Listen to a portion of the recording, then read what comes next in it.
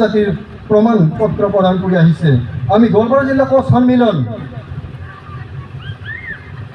কোচ মহিলা পৰিষদ আৰু জিলা কোচ ছাত্ৰ সন্থাই ৰাভা হাছং ছাত্ৰ সাহিত্য পৰিষদত একেশ্বৰে সমমৰ্যাদা, সমবিকাশ আৰু সম উন্নয়নৰ শ্লোগানেৰে পূৰ্ণ সহযোগিতা আগবঢ়াইছো। লগতে ৰাভা হাছং ছাত্ৰ সাহিত্য পৰিষদৰ যৌথ সংগ্ৰাম সমিতি তথা বৰ্তমানৰ যৌথ মঞ্চত পূৰ্ণতাৰে সহযোগিতা আগবঢ়াম বুলি আমি প্ৰতিজ্ঞাবদ্ধ। বৰ্তমান গোৱালপাৰা জিলা কোচ জনগোষ্ঠীৰ জনসংখ্যা 30,000 পৰা 35,000 অধিক।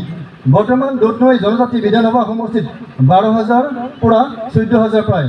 ৰাভা হাছং ছাত্ৰ সাহিত্য পৰিষদখনত কোচ জনগোষ্ঠীৰ কোনো চৰকাৰী মনোনীত প্ৰাৰ্থী প্ৰদান কৰা নাই।